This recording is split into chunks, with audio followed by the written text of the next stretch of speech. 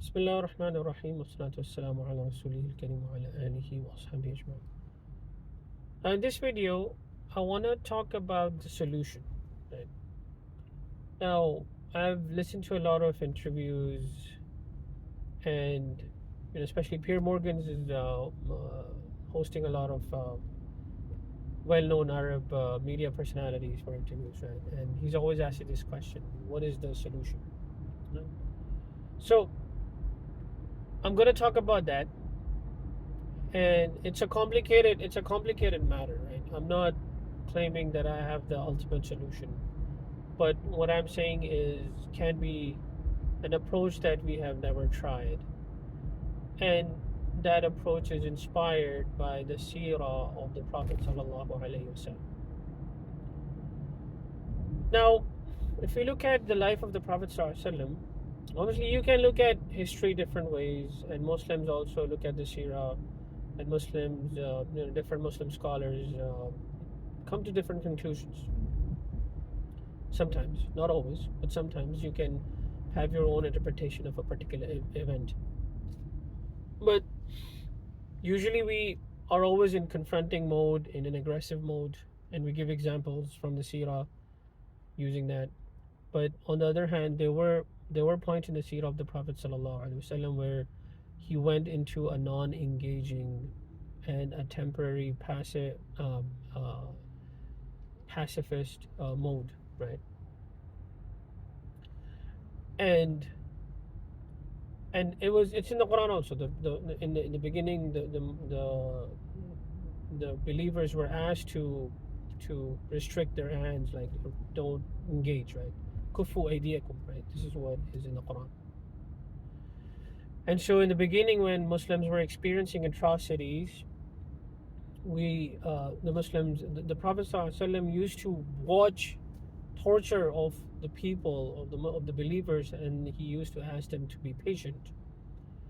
Obviously, that was the really early time when Muslims were really weak, and if at that point they would have used their emotions, then they would have been trampled by the kuffar, by the non-believers, right?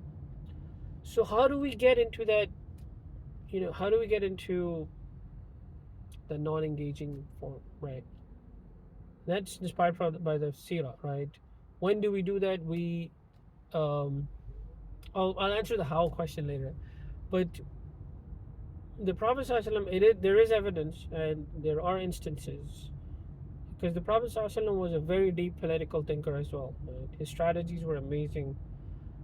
And another point, and that is the main point of this video, is the Treaty of Hudaibyah. Right? The Treaty of Hudaibyah is one of the most important parts of the history of Islam. Like the youth, the young generation these days, they already don't know about the history of Islam, right?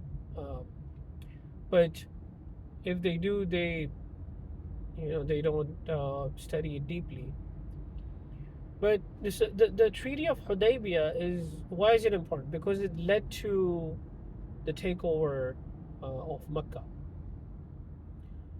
The Prophet ﷺ, when he agreed to the different points of the treaty, the Sahaba radiallahu anhum, who used to, they would they would think they would be ready to give their lives and even the lives of their families for the Prophet ﷺ. But the Treaty of Hudaybiyyah, they became so upset that they stopped talking to the Prophet ﷺ for some time.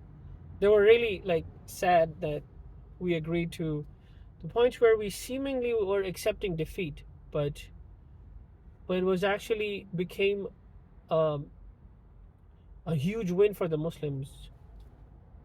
And Umar radiallahu anh, if you read the history, actually raised his voice in front of the Prophet ﷺ because of that agreement. So, and he said later on that he kept on doing sadaqah. He was so, he felt so bad that he did that, and he kept on doing sadaqah in order, to seek forgiveness for that sin. So then those these things are hard when you accept, when we accept that we have to go in a pacifist phase.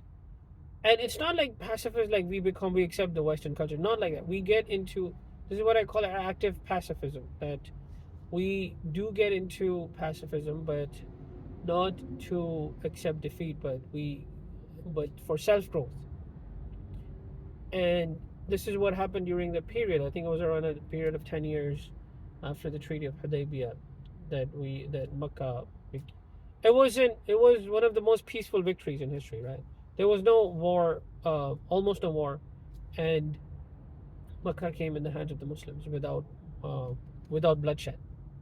So it's a temporary phase for self growth, which is hard, but which is inspired from the seerah of the Prophet. It's not always aggression. There's a lot of things to look at the seerah for, and we always use the aggressive parts to justify our aggression. But there's a lot of part of the seerah uh, you know, uh, which we can use to go into a phase of pacifism and not engage the West. That's one of the solutions. Piers Morgan and other people keep on asking Muslims for the solution, and the solution always is, our solutions are always for the other person to stop. But we can go into peace agreement with the West, with Israel, other countries that are trying to engage the Muslims, and then we go in a phase of self growth. That is the biggest problem, that we cannot go into that. We go into that phase of self growth to first of all figure out why have we been in a phase of collapse for such a long time. You look at the Muslims, like they've been like in a phase of collapse for hundreds of years right now, and we have our inner problems. The extremism inside us. There is extremism in the Muslim world, right? And we cannot deny that it has been hurting the Muslims since the beginning. Ali radiallahu confrontations were the extremists, right? The Khawarij, right? And the Takfiris, right, are one of the biggest problems. The Takfiri approach is one of the biggest problems. And how do we figure that out? These problems that we've been experiencing, and these problems have been making us weak. And then we go in a phase of growth. The money that we have, we spend mostly on education, as I've said before also. Like we invite, the from the Muslim world, like all the intelligent students, all the smart people, you gather them in one place. You build a university. You make them build industries that make us go into a super fast speed in terms of technology, in terms of artificial intelligence, in terms of building our own industries. Unless we do these type of things, a radical change, we're not gonna fix things. It's not gonna get any better with all these, with always complaining about the other side and not almost doing nothing to fix things on our side. We have huge problems of racism, nationalism, all these problems. We have to get rid of nationalism and unite. And obviously there are different things that I've talked about how to improve the situation of the ummah. So that's the point of this video, is that active pacifism, using a pacifist approach, is not against the seerah of the Prophet. And this is something we never, it is hard, it was hard on the Sahaba radiallahu anhu also, but it was one of the political strategies of the Prophet ﷺ that we almost ignore every time. And this is why I'm blessed to have a teacher, a sheikh, Mufti Muhammad Saeed. I'm blessed to have him as a teacher. I've been learning from him since like the last 20-ish years, and still learning. And so this is where he explained the political thing of the Prophet ﷺ in a lot of detail in various videos. So Jazakallah for watching. If you have any comments about this approach, about what do you think about this pacifist approach, do let me know in the comments. Jazakallah for watching. Assalamu alaikum wa rahmatullahi wa barakatuh.